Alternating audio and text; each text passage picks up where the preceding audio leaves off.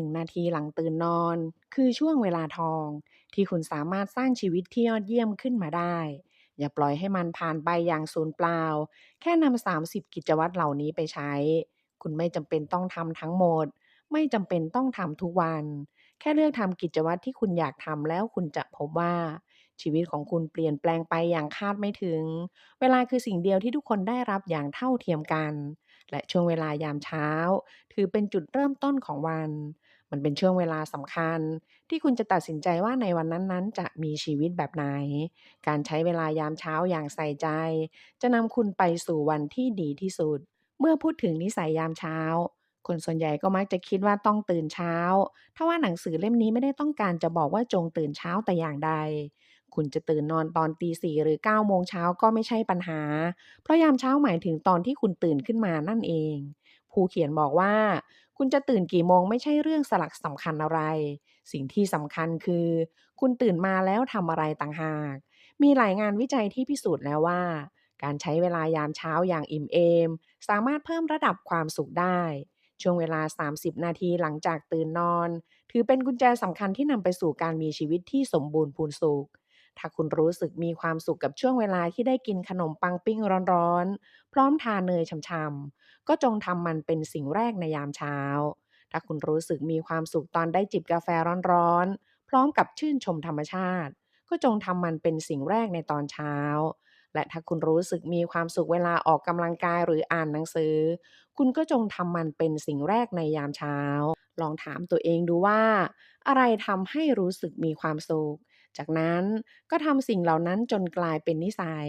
การทำสิ่งที่ตัวเองชอบหรือสิ่งที่ทำให้มีความสุขในช่วงแรกของวันคือจุดเริ่มต้น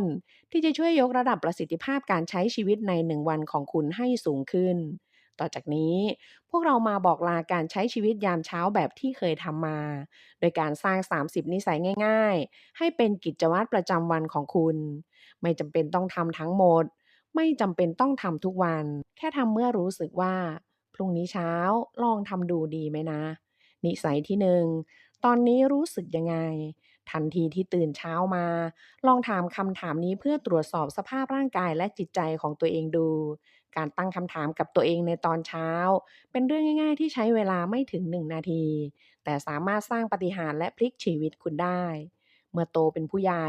เราจะไม่สามารถพูดระบายปัญหากลุ้มใจออกมาได้ง่ายๆ เพราะมีคนจำนวนมากที่ไม่ชอบคนที่แสดงความอ่อนแอ โดยเหตุนี้เราจึงต้องตั้งคำถามกับตัวเองเพื่อระบายปัญหากลุ้มใจออกมาแม้มันจะเป็นเรื่องที่ไม่สามารถบอกใครได้แต่เราย่อมบอกกับตัวเองได้แน่นอนพวกเรามาระบายความรู้สึกขุ่นมัวในตอนเช้าเพื่อเริ่มต้นเช้าวันใหม่อย่างสดชื่นปลอดโปร่งกันนิสัยที่2ต้องเป็นวันแบบไหนถึงจะยอดเยี่ยม การตั้งคำถามว่าต้องเป็นวันแบบไหนถึงจะยอดเยี่ยมในตอนเช้าจะเป็นตัวช่วยในการตั้งเป้าหมายได้อย่างดี4มุมมองที่ต้องคำนึงถึงเวลากำหนดเป้าหมายคือต้องรู้สึกแบบไหนถึงจะดีต้องมีเรื่องน่ายินดีแบบไหนถึงจะดีต้องปฏิบัติแบบไหนถึงจะดีและต้องได้ผลลัพธ์แบบไหนถึงจะดีสมองของคนเรามีกลไกอย่างหนึ่งคือเมื่อถูกตั้งคำถามมันจะพยายามค้นหาสิ่งที่นำไปสู่คำตอบโดยอัตโนมัติ ดังนั้นจงใช้กลไกนี้กำหนดเป้าหมายของวันนี้ให้ชัดเจนนิสัยที่3สิ่งที่ตั้งตารอของวันนี้คืออะไรเวลาที่คนเราเครียดสะสมจนทำให้รู้สึกล้าทั้งกายและใจสิ่งที่ช่วยได้มีเพียงการปรับเปลี่ยนความรู้สึกเท่านั้นโดยเหตุนี้จึงต้องสร้างความรู้สึกสนุกด้วยตัวเองโดยลองหาสิ่งที่ตั้งตารอที่จะทำสักหนึ่งอย่างไม่ว่าจะเป็นการดื่มกาแฟดูหนังเล่นกับสัตว์เลี้ยง ร้องเพลง เล่นกีตาร์อ่านหนังสือ เดินเล่นช้อปปิงหรืออะไรก็ได้ที่ทำแล้วรู้สึกมีความสุข การฝึกนิสัยถามตัวเองในตอนเช้าว่าสิ่งที่ตั้งตารอของวันนี้คืออะไร จะช่วยให้แรงจูงใจใน1 วันของคุณเปลี่ยนแปลงไป มันจะช่วยให้คุณนึกถึงตัวเองในยามเช้าที่มีความสุข และมันจะทำให้คุณเกิดความรู้สึกแง่บวกขึ้นมา นิสัยที่4สิ่งที่ทำได้ในวันนี้ที่ช่วยให้เข้าใกล้ความฝันมากขึ้นคืออะไร ตอนที่เพิ่งตื่นนอนเรามักจะไม่มีเรี่ยวแรงคิดเกี่ยวกับเป้าหมายหรือความฝันในชีวิตจึงหันไปคิดเรื่องที่ต้องทำในวันนั้นๆแทนการเดินก้าวเล็กๆในวันนี้จะนำไปสู่ความฝันอันยิ่งใหญ่ที่สร้างความแตกต่างในอีก1 เดือน 1ปีหรืออีก10ปีข้างหน้าดังนั้นการถามตัวเองเพื่อจะได้ตระหนักรู้ถึงสิ่งที่ช่วยให้เข้าใกล้ความฝันจึงเป็นสิ่งสำคัญนิสัยที่5สิ่งที่ต้องทำในวันนี้ให้ได้คืออะไรเป็นคำถามที่ช่วยให้คุณตระหนักว่าในบรรดาสิ่งที่ต้องทำในวันนี้อะไรคือสิ่งที่จำเป็นต้องทำมากที่สุด เมื่อตอบคำถามนี้ได้แล้วก็จะทุ่มเทพลังให้กับเรื่องสำคัญได้อย่างเต็มที่ยามเช้าเป็นช่วงเวลาของการเริ่มต้นใหม่ดังนั้นมาตั้งคำถามนี้เพื่อให้รู้ว่าควรทำอะไรให้ได้ในวันนี้นิสัยที่6ใครคือคนที่สำคัญที่สุดสำหรับตัวเองเมื่อถูกตั้งคำถามนี้คนส่วนใหญ่จะตอบว่าลูกครอบครัวพ่อแม่เพื่อนคู่ชีวิตหรือสัตว์เลี้ยงแต่เมื่อถูกถามซ้ำอีกรอบว่า ใครคือคนสำคัญจริงๆสำหรับตัวเอง คนส่วนใหญ่กลับตอบว่าน่าจะเป็นตัวเองละมัง้งสรุปก็คือทุกคนล้วนคิดว่าตัวเองสำคัญที่สุด เมื่อตระหนักได้ว่าตัวเองสำคัญที่สุดก็ต้องหาเวลาผ่อนคลายตัวเองเช่นพาสุนัขไปเดินเล่นไปชมใบไม้เปลี่ยนสีไปซื้อของหรือเข้าร้านเสริมสวยสำหรับบางคนที่ยอมอุทิศเวลาทั้งหมดของตัวเองให้กับงานเพราะอยากทำงานมากที่สุด ก็ไม่จำเป็นต้องฝืนหาช่วงเวลาผ่อนคลายตัวเอง เพราะการทำงานไม่ใช่ความทุกข์ทรมาน แต่มันเป็นเรื่องที่สนุกและมีความสุขต่างหากนิสัยที่7วันนี้อยากขอบคุณใคร ยามเช้าเป็นช่วงเวลาสำคัญที่กำหนดความรู้สึกของวันนั้นทั้งวัน คำถามที่จะช่วยให้รู้สึกดีและมีความสุขตั้งแต่เริ่มวันใหม่คือวันนี้อยากขอบคุณใคร เมื่อจดจ่ออยู่กับความรู้สึกขอบคุณ คุณก็จะไม่เบนสายตาไปมองเรื่องแย่ๆ และจะเริ่มสัมผัสได้ว่าตัวเองมีความรู้สึกที่มั่นคงขึ้น โดยเหตุนี้คุณควรฝึกกำหนดคนที่อยากขอบคุณให้เป็นนิสัย แล้วโลกที่คุณเคยมองเห็นอยู่เสมอ มันจะเปลี่ยนไปจากเดิม นิสัยที่8วันนี้อยากทำให้ใครดีใจ ตอนที่เราสามารถทำให้ใครสักคนดีใจ เราจะมีความสุขมากกว่าตอนที่คนอื่นทำให้เราดีใจเสียอีก ถ้าอยากมีความสุขก็จงใจดีกับผู้อื่นก่อน ดังนั้นคุณจึงจำเป็นต้องตั้งคำถามกับตัวเองว่าวันนี้อยากทำให้ใครดีใจ การทำเรื่องเล็กๆน้อยๆให้คนอื่นดีใจจะทำให้ความสัมพันธ์ดีขึ้น เมื่อถามคำถามนี้จนติดเป็นนิสัยคุณจะถูกห้อมล้อมไปด้วยคนสำคัญและใช้ชีวิตในแต่ละวันได้อย่างยอดเยี่ยมนิสัยที่9แบบนี้มันดีแล้วแน่เหรอในยุคสมัยหลังจากนี้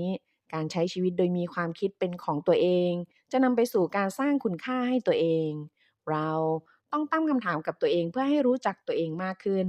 มนุษย์เป็นสิ่งมีชีวิตที่สามารถคิดและลงมือปฏิบัติด้วยตัวเองได้ คุณต้องฝึกสงสัยเรื่องที่ทำบ่อยจนกลายเป็นเรื่องปกติ มันจะทำให้คุณมีไอเดียใหม่ๆที่ไม่คาดคิดมาก่อนทำให้สามารถทำงานได้ดียิ่งขึ้น การสงสัยในเรื่องต่างๆทำให้ความรู้เพิ่มพูนมากขึ้น ช่วยให้ความเป็นไปได้ขยายกว้างมากขึ้น พยายามทบทวนนิสัยของตัวเองแล้วขัดเกลาให้ดียิ่งขึ้น โดยการลองตั้งข้อสงสัยกับเรื่องที่ตัวเองทำเป็นประจำนิสัยที่10ถ้าวันนี้คือวันสุดท้ายจะทำอะไร การจากลาเป็นเรื่องที่อยู่เหนือการคาดหมายเพื่อไม่ให้ลืมเรื่องดังกล่าว สิ่งสำคัญคือการลองตั้งคำถามกับตัวเองว่าถ้าวันนี้คือวันสุดท้ายจะทำอะไร คุณไม่จำเป็นต้องถามคำถามนี้ทุกวัน ลองถามสัปดาห์ละ1ครั้งก็พอ เพียงเท่านี้คุณจะใส่ใจและรู้สึกขอบคุณอีกฝ่าย รวมทั้งมีความสุขกับตอนนี้ได้มากกว่าที่คิด ถ้าวันนี้คือวันสุดท้ายคุณจะทำอะไร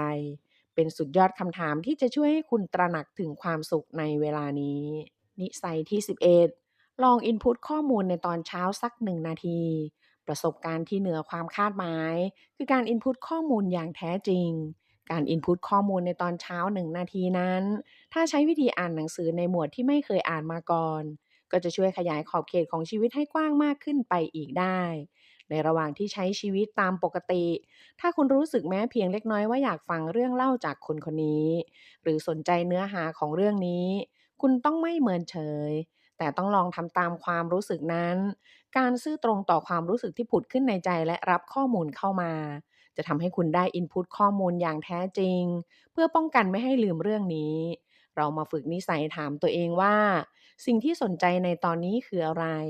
ถ้าตอบคำถามนี้ได้อย่างชัดเจน ก็แสดงว่าคุณพร้อมสำหรับการอินพุตข้อมูลที่ยอดเยี่ยมแล้ว นิสัยที่12เขียนความรู้สึกของตัวเองออกมาแล้วอ่านออกเสียงการทำความเข้าใจความรู้สึกของตัวเองในตอนเช้าแล้วตั้งเป้าหมายที่เหมาะสมกับความรู้สึกของตัวเองเป็นสิ่งสำคัญเพื่อให้รู้ถึงความรู้สึกของตัวเองอย่างลึกซึ้งคุณควรถามตอบกับตัวเองแบบออกเสียงด้วยการพูดคุยโต้ตอบกับตัวเองซ้ำไปซ้ำมาจะทำให้คุณมีความสามารถในการตั้งคำถามมากขึ้นและทำให้หาคำตอบได้อย่างง่ายดายนิสัยที่13มองใบหน้าของตัวเองยามเช้า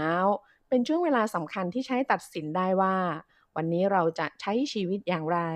หากคุณตั้งเป้าหมายที่ยากลำบากก็ย่อมไม่สามารถสร้างผลลัพธ์อย่างที่หวังไว้ได้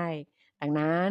เราจึงต้องตั้งใจมองใบหน้าของตัวเองเพื่อตรวจสอบสภาพของร่างกายและจิตใจหากคุณมองดูใบหน้าของตัวเองจนติดเป็นนิสัยคุณก็จะสามารถเปรียบเทียบใบหน้าของตัวเองเมื่อวานกับวันนี้ได้ ต่อให้ยุ่งมากแค่ไหน คุณก็ควรมองดูใบหน้าของตัวเองในตอนเช้าให้เป็นนิสัย เพราะมีคนจำนวนไม่น้อยที่รู้สึกสบายดี โดยหารู้ไม่ว่าที่จริงแล้วตัวเองกำลังเหนื่อยล้าและเครียด สีหน้าในตอนเช้าเป็นสิ่งที่บอกสภาพร่างกายของตัวเราอย่างตรงไปตรงมา ดังนั้นลองมองหน้าตัวเองในกระจกแล้วตั้งคำถามว่าตอนนี้มีสีหน้าแบบไหน การทำความเข้าใจสภาพร่างกายของตัวเองสามารถทำให้ไม่เดินพลาดในก้าวแรกของวันนิสัยที่14เปิดผ้าม่านเพื่ออาบแดดยามเช้างานวิจัยมากมายพิสูจน์แล้วว่าการอาบแดดยามเช้ามีข้อดีมากมายถ้าคุณอยากเริ่มต้นวันใหม่อย่างมีความสุขก็ควรอาบแดดในตอนเช้าฝึกนิสัยเปิดผ้าม่านทันทีที่ตื่นนอนเพราะมันจะช่วยให้ร่างกายตื่นตัวและรู้สึกสดชื่นแจ่มใสได้อย่างแน่นอน นิสัยที่15ทำบอดี้สแกนเมื่อเราเพ่งความสนใจไปที่ร่างกายแต่ละส่วนก็จะได้ยินเสียงร่างกายบอกกับเราว่าเจ็บเข่าซ้ายนิดหน่อยหรือรู้สึกว่าคอตึงๆพอรู้อย่างนี้แล้วเราก็จะสามารถวางแผนและปฏิบัติตัวเพื่อรับมือกับเสียงเหล่านั้นได้เมื่อฟังเสียงร่างกายจนติดเป็นนิสัยเราก็จะได้เรียนรู้วิธีรับมือกับอาการผิดปกติไปในตัวหากรู้สึกปวดหลังเรื้อรัง เราก็อาจจะไปนวดผ่อนคลายกล้ามเนื้อหรือว่าต้องยืดเหยียดร่างกายเพื่อรักษาเยียวยาตัวเองนิสัยที่16จดจ่อ1นาทีการจดจ่อเป็นที่รู้จักแพร่หลายระดับที่ว่ากันว่าคนที่ประสบความสำเร็จระดับโลกส่วนใหญ่ฝึกการจดจ่อกันเป็นประจำการจดจ่อสามารถทำได้หลายวิธีแต่ที่เห็นบ่อยคือการหลับตาแล้วทำสมองให้ว่างหรือเพ่งความสนใจไปที่จักระบนหน้าผากการจดจ่อด้วยคำถาม เป็นเทคนิคการจดจ่อที่ทำได้โดยท่องคำถาม1คำถามซ้ำไปซ้ำมา การท่องคำถามซ้ำไปซ้ำมาจะช่วยขจัดความคิดฟุ้งซ่านซึ่งถือเป็นเทคนิคการจดจ่อรูปแบบใหม่ที่ช่วยให้เราเผชิญหน้ากับตัวเองได้ เวลาที่ทำการจดจ่อด้วยคำถามขอให้ลองถามคำถามว่าสิ่งที่อยากให้ตัวเองเป็นในตอนนั้นคืออะไร การจดจ่อคำถามนี้ซ้ำไปซ้ำมาจะทำให้คุณรู้ว่า คุณต้องทำอย่างไรเกิดขึ้นเองโดยอัตโนมัติ ข้อดีอีกอย่างของการจดจ่อคือไอเดียใหม่ๆจะผุดขึ้นมาได้ง่ายขึ้น นิสัยที่17ทำการยืนยันกับตัวเอง มันคือการใช้ถ้อยคำเชิงบวกพูดกับตัวเองเพื่อนำพาตัวเองไปให้ใกล้เคียงกับอุดมคติมากขึ้น ลองเขียนสิ่งที่อยากให้ตัวเองเป็นลงในกระดาษแล้วพกติดตัวเพื่อหยิบขึ้นมาอ่านให้เป็นนิสัย การเขียนถ้อยคำที่ช่วยเพิ่มพลังงานแล้วอ่านออกเสียง จะส่งผลให้เราเติบโตขึ้น นิสัยที่18อย่าเปิดโทรทัศน์แบบไร้จุดหมาย ในยุคที่ข้อมูลมากล้นอย่างทุกวันนี้ หากไม่รู้จักคัดเอาแต่ข้อมูลที่จำเป็นต่อตัวเอง เราจะกลายเป็นมนุษย์ที่ได้แต่รับเข้าอย่างเดียว หากแต่ละวันคุณเปิดโทรทัศน์แบบไร้จุดหมาย หรือนั่งดูโทรทัศน์ไปเรื่อยเปื่อย นั่นแปลว่าคุณกำลังรับเอาข้อมูลที่ไม่มีประโยชน์มาใส่สมองในยามเช้าของคุณ ลองตั้งคำถามกับตัวเองว่าโทรทัศน์ที่เปิดทิ้งไว้มีความจำเป็นต่อตัวเราในเวลานี้หรือเปล่า แล้วลองปรับการใช้งานให้เหมาะสมกับตัวเอง นิสัยที่19หาวิธีผ่อนคลายง่ายๆในแบบของตัวเอง ยิ่งคุณมีวิธีผ่อนคลายในแบบของตัวเองมากเท่าไหร่ชีวิตคุณจะยิ่งดีขึ้นมากเท่านั้น การรู้วิธีผ่อนคลายในแบบของตัวเองจะส่งผลให้1วันของคุณเป็นวันที่ดี นิสัยที่20ลงมือทำโดยมองไปที่วันพรุ่งนี้ ในการเริ่มต้นวันที่ดี ตัวช่วยที่ดีมากคือการปรับวิธีคิดเตรียมเอาไว้ตั้งแต่คืนก่อนหน้านั้น การใช้เวลาก่อนนอนคิดว่าพ รุ่งนี้ต้องเป็นแบบไหนถึงจะยอดเยี่ยมสามารถเปลี่ยนจุดโฟกัสในความคิดของเราได้การตั้งคำถามในคืนก่อนหน้าส่งผลให้เราใช้เวลายามเช้าของวันต่อมาได้อย่างมีประสิทธิภาพจำไว้ว่าไม่จำเป็นต้องทำทุกวันทำแค่วันที่ทำไหวก็พอแล้วนิสัยที่21ทำรายชื่อติดต่อคนที่มีเรื่องต้องดูแลหลายอย่างควรสร้างรายชื่อติดต่อเพื่อไม่ให้ไปปะปนกับงานหลัก ให้เขียนชื่อคนที่ต้องติดต่อลงไปพร้อมกับเขียนด้วยว่าจะติดต่อผ่านช่องทางไหนข้อดีของการทำรายชื่อติดต่อสามารถนำไปใช้กับเรื่องอื่นที่ไม่ใช่งานได้ด้วยเช่นการจองร้านอาหารจองตั๋วเครื่องบินหรือตอบข้อความเพื่อนนิสัยที่22ตัดสินใจว่าอะไรคือสิ่งที่ไม่ทำก็ได้คุณควรทำรายการสิ่งที่ยังไม่ต้องทำขึ้นมาเพื่อจะใช้เวลา1 วันได้อย่างไม่รู้สึกเสียใจภายหลัง คุณต้องตัดสินใจให้ดีว่าเรื่องไหนต้องทำและไม่ต้องทำจะได้ใช้เวลาในแต่ละวันได้อย่างคุ้มค่านิสัยที่23รู้ว่าช่วงเวลาที่ทำงานได้อย่างมีประสิทธิภาพคือช่วงไหนมนุษย์จะสามารถสร้างผลงานได้ดีขึ้นและมากขึ้นหากลงมือทำในช่วงเวลาที่เหมาะสมเวลาของเราเป็นสิ่งที่เราควรตัดสินใจใช้ด้วยตัวเองไม่จำเป็นต้องใช้ให้เหมือนกับคนอื่นหาให้เจอว่าตัวเองมีสมาธิต่อเนื่องในช่วงเวลาไหน จากนั้นก็วางแผนในการทำงานให้มีประสิทธิภาพนิสัยที่24ใส่ช่วงเวลาเหม่อลงไปในตารางงานด้วยเวลาที่ไม่ได้คิดอะไรอย่างตอนนั่งเหม่อสมองส่วนที่เรียกว่า DMN หรือสมองส่วนเครือข่ายอัตโนมัติจะทำงานมากกว่าปกติถึง15เท่าการจงใจหาเวลาให้ตัวเองได้นั่งเหม่อจึงเป็นเรื่องที่มองข้ามไม่ได้ยิ่งคุณงานยุ่งคุณยิ่งต้องใส่ช่วงเวลานั่งเหม่อลงไปในตารางงาน มันจะยิ่งดีขึ้นไปอีก หากมีการนั่งเหม่อหลายๆรูปแบบ เช่น นั่งสมาธิ เล่นกับสัตว์เลี้ยง หรือรดน้ำต้นไม้ ลองเลือกกิจกรรมที่ตัวเองชอบ เพื่อจะได้ปรับสมดุลระหว่างเรื่องงานกับเรื่องส่วนตัวของคุณ นิสัยที่25รักษาเวลาของฉันเอาไว้ใช้ทำเรื่องที่รู้สึกดี การจดจ่อกับงานเป็นเวลาหลายชั่วโมงติดต่อกันไม่ใช่เรื่องง่าย สิ่งที่เราควรให้ความสำคัญคือคุณภาพของงานไม่ใช่ปริมาณงาน ดังนั้นหากเราทำงานจนครบ20-30นาทีแล้วควรเอาตัวเองออกมาจากงานสักพักนี่คือวิธีที่ดีที่สุดที่จะช่วยให้จดจ่อกับงานได้อย่างต่อเนื่องช่วงเวลาแห่งการพักผ่อนสมองคือเวลาของฉันเพราะมันเป็นช่วงเวลาที่ทำให้รู้สึกดีและผ่อนคลายนิสัยที่26ประเมินว่าต้องใช้เวลามากแค่ไหนในการทำงานที่สำคัญเป็นอันดับหนึ่งของวัน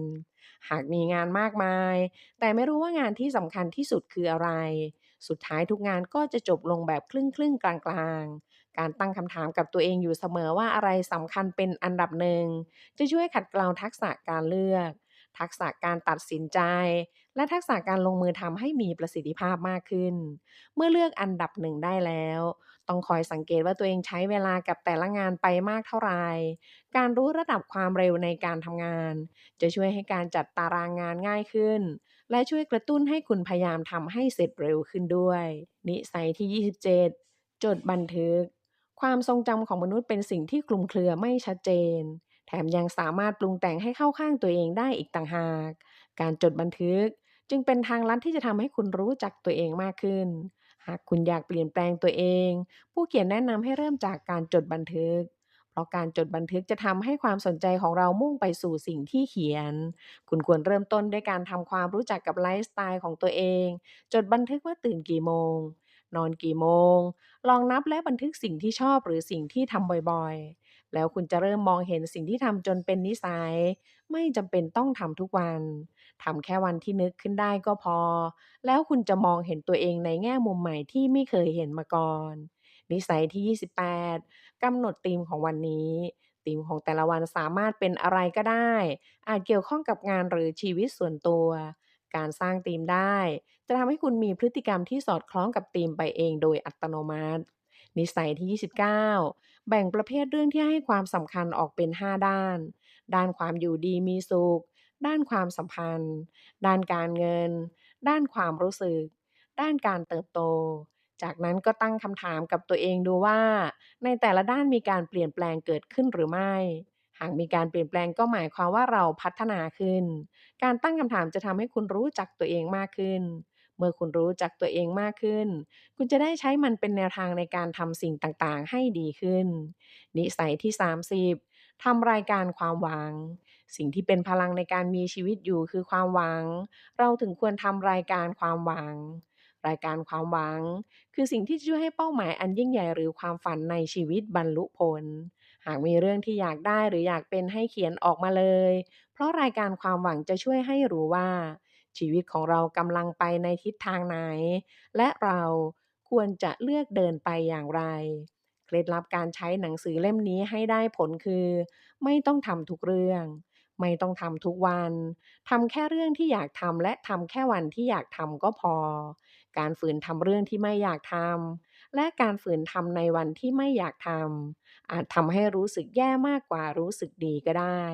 แม้แต่การตอบคำถามคุณก็ไม่จำเป็นต้องพยายามเค้นหาคำตอบออกมา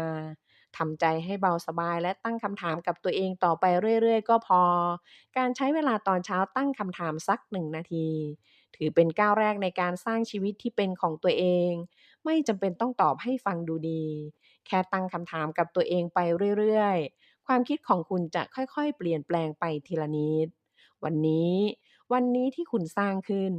จะสั่งสมจนกลายเป็น1สัปดาห์1เดือน1ปีและสุดท้ายมันก็จะกลายเป็นชีวิตของคุณ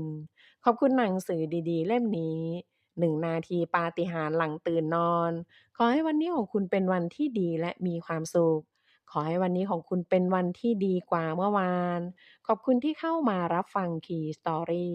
ถ้าชอบกดไลค์ถ้าคิดว่าดีและมีประโยชน์กดแชร์ให้คนที่คุณรัก และถ้ารักในการพัฒนาตัวเองกดติดตามเลยค่ะ